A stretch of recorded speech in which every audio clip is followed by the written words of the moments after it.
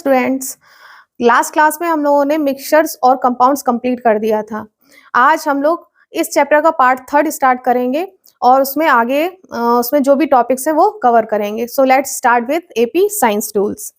तो last class में हमने सॉल्यूशन, जब मैंने सॉल्यूशन के बारे में बताया था तो आपको ये बताया था कि सॉल्यूट, अगर सॉल्यूट की प्रेजेंस सॉल्यूशन का कंसंट्रेशन बताती है। अगर सॉल्यूट ज्यादा होता है, यानी कि कहने का मतलब है अगर सॉल्यूट किसी सॉल्वेंट में ज्यादा है तो उस सॉल्यूशन को हम कंसंट्रेटेड सॉल्यूशन कहते हैं। यानी सॉल्यूट तय करता है कि सॉल्यूशन किस तरीके का है। ठीक है, अगर ज्यादा है सॉल्यूट तो कंसंट्रेटेड सॉल्यूशन है, और अगर सॉल्यूट कम है तो उसका कंसंट्रेशन कम है, यानी कि डाइल्यूट है। ठीक है, तो ये मोर कंसंट्रेटेड हो जाएगा और ये लेस कंसंट्रेटेड हो जाएगा। क्लियर? तो सॉल्यूट सॉल्वेंट में उसका कंसंट्रेशन तय करता है। ठीक है, यानी कि solute only can decide whether the solution is concentrated और सॉल्यूशन इज डाइल्यूट।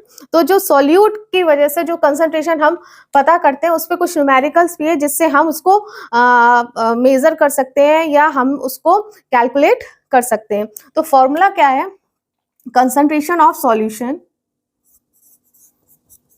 यानी सॉल्यूशन का कंसंट्रेशन हम किस तरह से कैलकुलेट कर सकते हैं। कंसंट्रेशन ऑफ सॉल्यूशन, अगर हम लोगों को सॉल्यूट का मास दिया हो और सॉल्यूशन का मास गिवन है तो हम पता कर सकते हैं कि सॉल्यूशन का कंसंट्रेशन कितना है। तो फॉर्मूला है concentration of solution equals to mass of solute divided by mass of solution into 100। जो भी मास सॉल्यूट का होगा वो हम इधर रख देंगे और जो मास सॉल्यूशन का हो वो रख के और उसको हम सॉल्व कर लेंगे। तो इससे हमें कंसंट्रेशन पता चल जाएगा। ये है कि जब हमें मास में गिवन है सॉल्यूट, यानी कि वेट गिवन है, ठीक है, ग्राम्स में गिवन है। लेकिन अगर वॉल्यूम में, अगर हमारा सॉल्यूट या सॉल्यूशन लिक्विड है तो हम कैसे पता करेंगे कि सॉल्यूशन का कंसंट्रेशन क्या है? तो इसमें सीधा सिंपली मास की जगह हम वॉल्यूम रख देंगे। तो volume of solute divided by volume of solution into 100. So this is the way to calculate the concentration of solution. If the mass is given, then we put the mass of the solute and the mass of the solution, and if the volume is given, we will put the volume of solute and solution. Clear? तो इस तरह से कुछ numericals हैं जो आपकी book में दिए गए होंगे। इसको हम बाद में सॉल्व भी करेंगे, एक आध न्यूमेरिकल्स इसके, लेकिन अभी हम थोड़ा थ्योरी पोर्शन देखते हैं। इसके बाद हमें आता है saturated and unsaturated solution.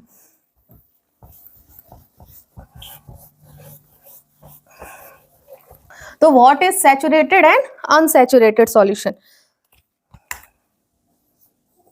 Saturated solution, सबसे पहले हम सैचुरेटेड सॉल्यूशन पढ़ते हैं।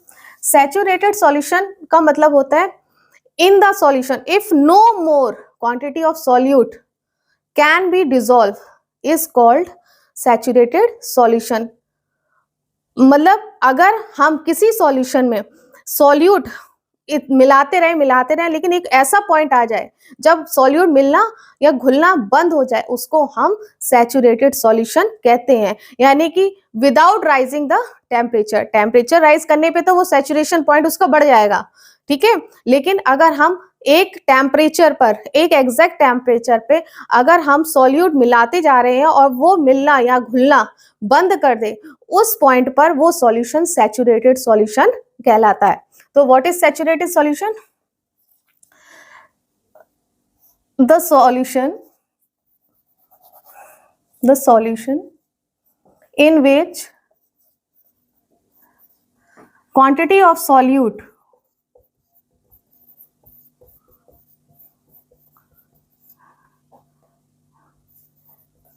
Can not be dissolve at a temperature is called saturated solution. No more solute, you can say quantity of no more solute.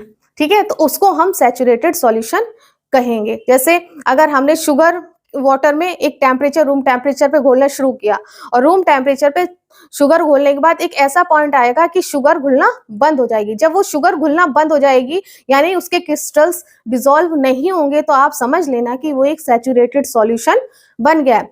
ठीक है, फिर अनसैचुरेटेड सॉल्यूशन क्या होता है? अनसैचुरेटेड सॉल्यूशन वो होता है जिसमें हम सॉल्यूट डिसॉल्व करते ही जा रहे हैं टेम्परेचर पे विदाउट राइजिंग द टेम्परेचर, करते ही जा रहे हैं और उसमें वो डिसॉल्व होता चला जा रहा है, तो उसको हम अनसैचुरेटेड सॉल्यूशन कहेंगे. तो what is unsaturated solution?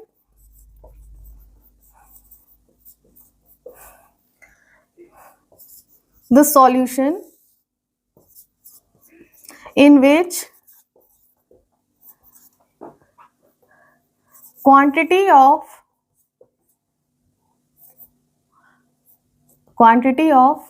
solute can be dissolved without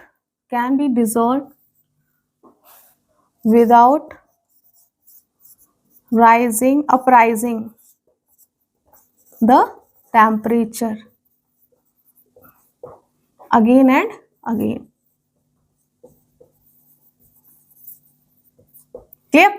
जिसमें हम क्वांटिटी ऑफ सॉल्यूट मिलाते ही जा रहे हैं लेकिन वो सॉल्यूशन क्या है, उतना सॉल्यूट घुलता जा रहा है, उसको हम अनसैचुरेटेड सॉल्यूशन कहेंगे. यानी कि सॉल्यूट पूरी तरह से उसमें ऐसा बंद नहीं हो रहा है डिसॉल्व होना, तब तक वो सॉल्यूशन अनसैचुरेटेड सॉल्यूशन कहलाता है. क्लियर? तो ये तो हो गया सैचुरेटेड और अनसैचुरेटेड. लेकिन ये सैचुरेशन जो है वो कैसे इफेक्ट करती है, सैचुरेटेड सॉल्यूशन कैसे इफेक्ट होता है? तो there are two factors that are heat and effect of heat and cooling.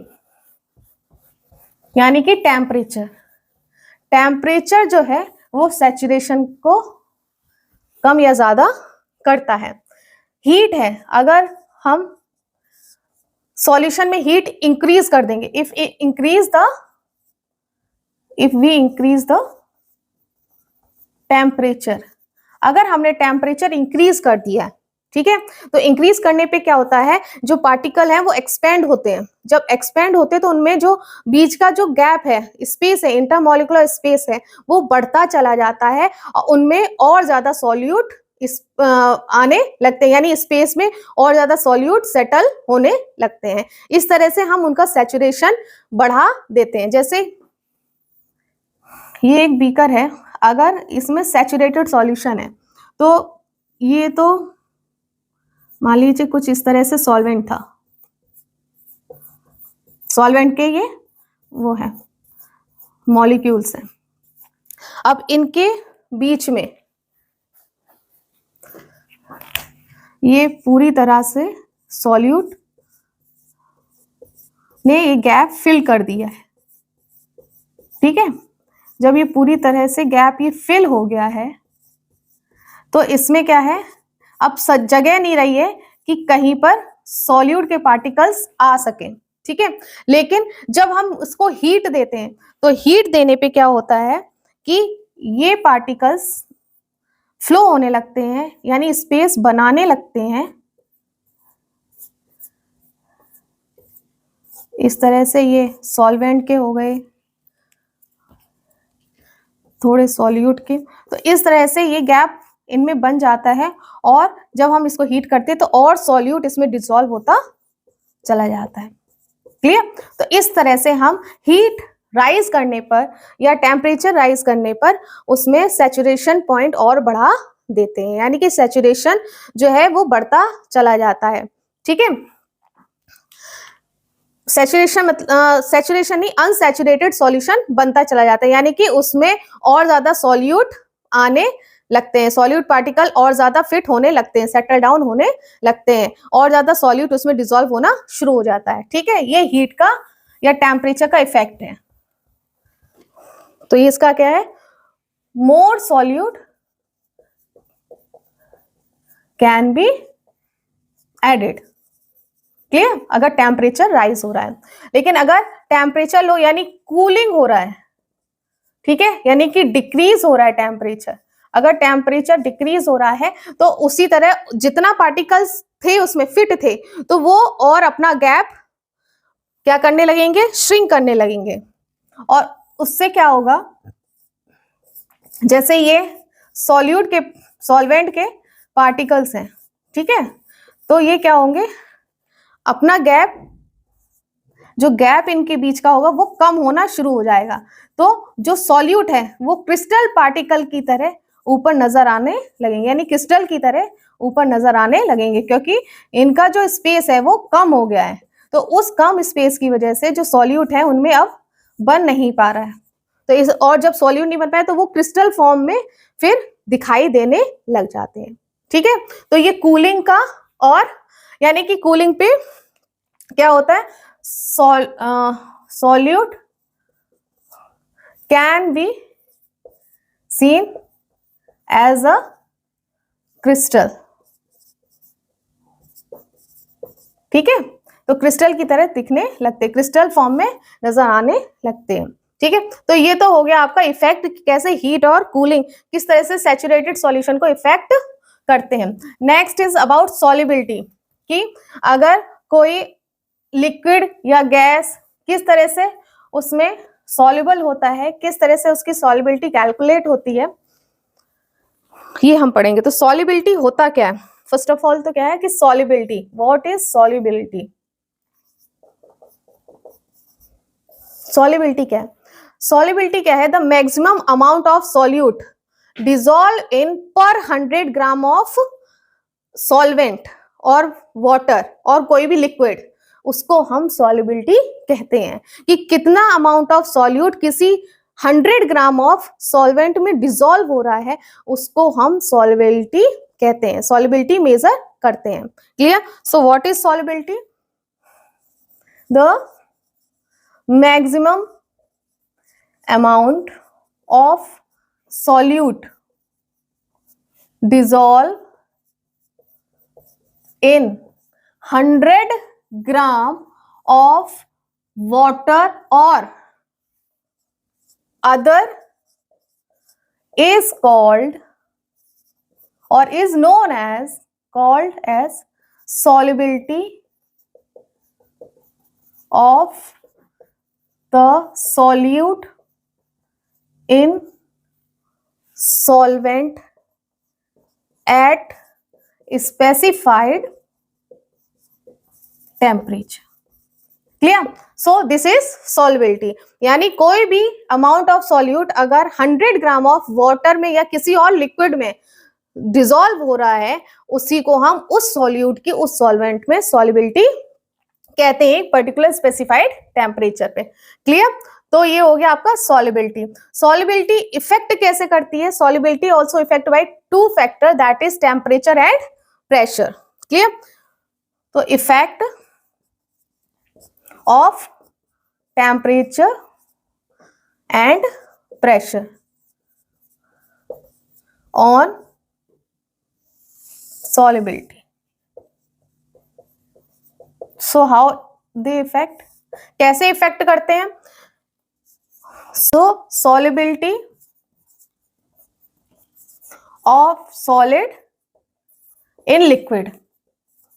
Clear, तो सॉलिड का लिक्विड में सॉल्युबिलिटी, तो टेम्परेचर से कैसे रिलेट करता है, अगर टेम्परेचर इंक्रीज हुआ, if increase in temperature,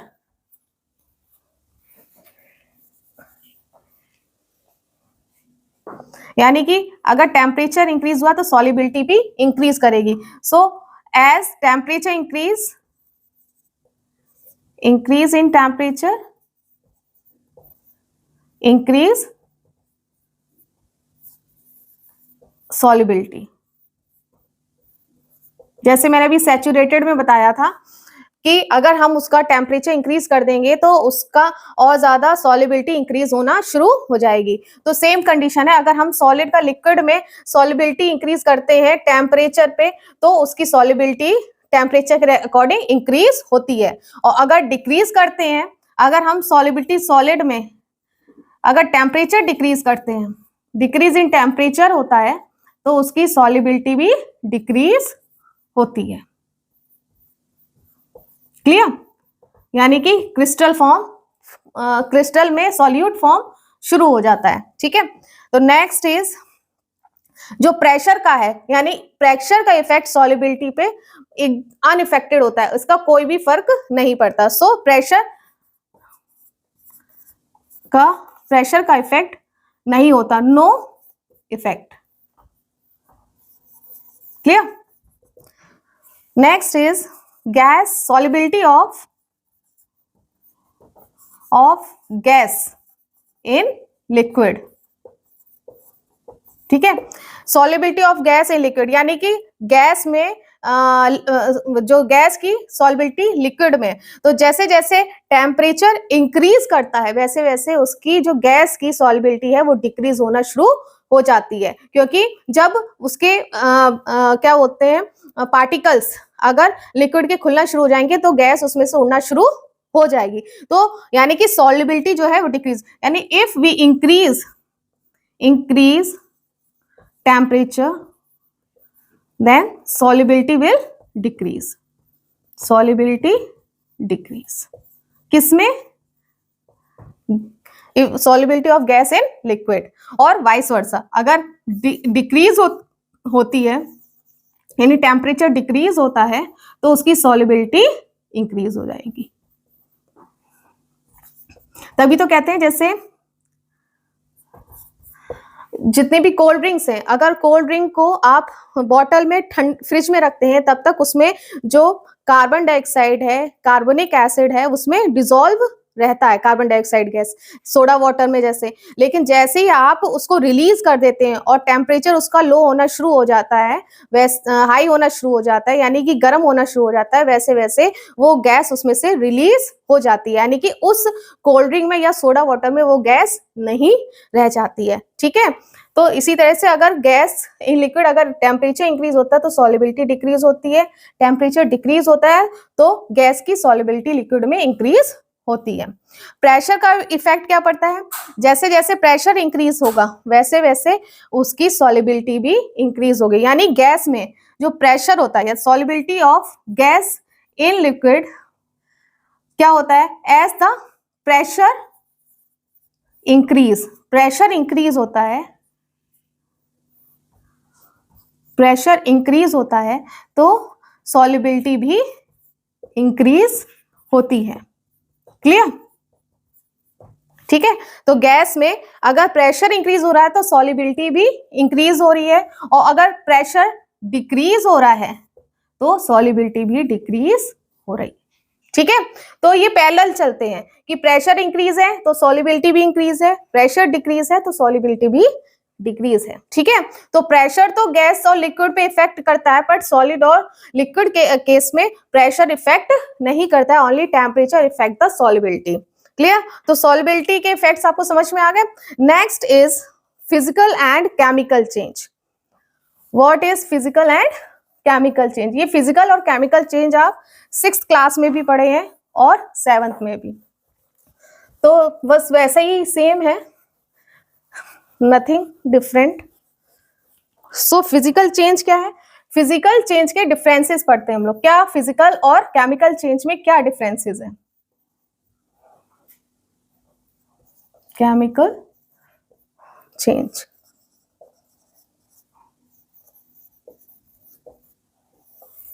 physical change जो होता है, फिजिकल चेंज के एग्जांपल क्या है कि अगर हमने कोई चीज, फिजिकल चेंज में चीज कभी भी नई फॉर्म नहीं होती, वही चीज को मोल्ड कर दिया जाता है फिजिकल में। ठीक है, जैसे कि आपने किसी प्लास्टिक को हीट किया तो वो पिघल के मुड़ जाएगी, बट न्यू फॉर्मेशन या कोई नया प्रोडक्ट नहीं बनेगा। ठीक है, फिजिकल चेंजेस में जैसे आपने कोई ग्लास टम्बलर आपसे टूट गया, ठीक है, टूटने के बाद वो टम्बलर जो है उसके पीसेस जरूर जाएंगे, बट जो उसका केमिकल प्रॉपर्टी है वो चेंज नहीं होगी, यानी कोई नया प्रोडक्ट नहीं बनेगा। ठीक है। जैसे मेल्टिंग ऑफ आइस, अगर आइस मेल्ट करती है तो वाटर ही रहेगी, यानी कि जो आइस में कंपोजिशन थी वही वाटर में रहेगी, कोई भी उसमें चेंज नहीं होगा। शेप एंड साइज का चेंज हो सकता है but not in the chemical form. तो और कोई नया प्रोडक्ट नहीं बनता। तो फिजिकल चेंज में क्या है, पहला प्रॉपर्टी है नो न्यू सब्सटेंस फॉर्म्ड, कोई नया सब्सटेंस नहीं बनता, बस उसका शेप और साइज चेंज हो जाता है। केमिकल प्रॉपर्टी में न्यू प्रोडक्ट बनता है, जैसे न्यू सब्सटेंस फॉर्म होता है बर्निंग ऑफ कैंडल। जब कैंडल बर्न करती है तो बर्न करने के बाद वो कार्बन डाइऑक्साइड रिलीज करती है, यानी कि उसमें से कार्बन डाइऑक्साइड एक केमिकल रिलीज हो रहा है, तो और कैंडल खत्म होती चली जाती है, ठीक है। या अगर आपने कोई दो कॉपर सल्फेट में आयरन मिला दिया तो वो दूसरा प्रोडक्ट बन जाएगा। तो यानी कि केमिकल चेंज में नए नए प्रोडक्ट बनते हैं, ठीक है। और फिजिकल चेंज में कोई नया प्रोडक्ट नहीं बनता या कोई नया सब्सटेंस नहीं बनता। तो न्यू सब्सटेंस फॉर्म्ड। क्लियर। जैसे और जैसे फिजिकल चेंज में हम देख सकते हैं कि आप कोई भी चीज को जैसे ग्लोइंग ऑफ बल्ब है, बल्ब ग्लो कर सकता है, फिर बाद में वो बंद कर दो तो वो अपनी नेचुरल पोजीशन में आ जाता है, तो उसको हम फिजिकल चेंज कहते हैं। और जैसे केमिकल चेंज में आयरन को अगर जंग लग जाती है तो जंग लग जाने के बाद एक आयरन ऑक्साइड फॉर्म हो जाता है, यानी कि एक न्यू सब्सटेंस फॉर्म हो जाता है। ये केमिकल चेंज है, ये वापस नहीं जाता। तो सेकेंड प्रॉपर्टी इसकी क्या है कि ये जो फिजिकल चेंज होता है ये टेम्पररी चेंज होता है, यानी कुछ समय के लिए है या वो दोबारा से वैसा बन सकता है, टेम्पररी है। और ये परमानेंट होता है, यानी एक बार बन गया तो दोबारा वो प्रोडक्ट उसी से नहीं बन सकता, ठीक है। ये फिजिकल चेंज क्या है, रिवर्सिबल है, यानी इसको हम दोबारा कर सकते हैं, रिवर्स हो सकता है, यही चीज दोबारा हो सकती है। बट केमिकल चेंजेस अगर एक बार वो प्रोडक्ट बन गया दोबारा वो प्रोडक्ट नहीं बनता, ठीक है। यानी अगर आयरन को जंग लग गई है तो वापस वो आयरन नहीं बनेगा, वो आयरन ऑक्साइड रहेगा। नेक्स्ट इज जो फिजिकल चेंज है उसमें मास ऑफ सब्सटेंस जो होता है नॉट अल्टर, ठीक है, अल्टर नहीं होता है, जबकि मास ऑफ सब्सटेंस अल्टर, यानी कि इसमें इसकी फॉर्मेशन अलग हो जाती है, बिल्कुल टोटली प्रॉपर्टीज उसकी अलग हो जाती है। तो mass of substance alter. Clear. इसमें अल्टरेशन होता है, इसमें अल्टरेशन नहीं होता है। और जो फिजिकल प्रॉपर्टी है उसमें very little of heat, very little of heat energy absorbed और गिवन आउट, बहुत कम एनर्जी लगती भी है और निकलती भी है। और इसमें बहुत ज्यादा एनर्जी, यानी कि lot of heat energy given out और एब्जॉर्ब्ड। क्लियर। तो ये है फिजिकल और केमिकल चेंज में differences. No new substance is formed in physical, new substance is formed in chemical change. ये चेंज टेम्पररी होता है, ये परमानेंट होता है। फिजिकल चेंज रिवर्सिबल है, ये इरिवर्सिबल है। Mass of substance not alter, यहाँ चेंज नहीं होता है, बट ये मास ऑफ सब्सटेंस चेंज होता है, यानी अल्टर होता है। और very little of heat energy is absorb or given out in physical change, but in chemical change lot of heat energy given out or absorb. तो ये आपका फिजिकल चेंज और सॉल्युबिलिटी, यहाँ तक का आज के लिए ये वीडियो आपका इसी टॉपिक तक था। नेक्स्ट क्लास में हम सेपरेशन ऑफ मिक्सचर पढ़ेंगे, जो बहुत वाइड पोर्शन है, तो उसको भी हम 2 पार्ट में ही क्लियर कर पाएंगे। तो till then bye, please like and share my video and subscribe my channel. Thank you.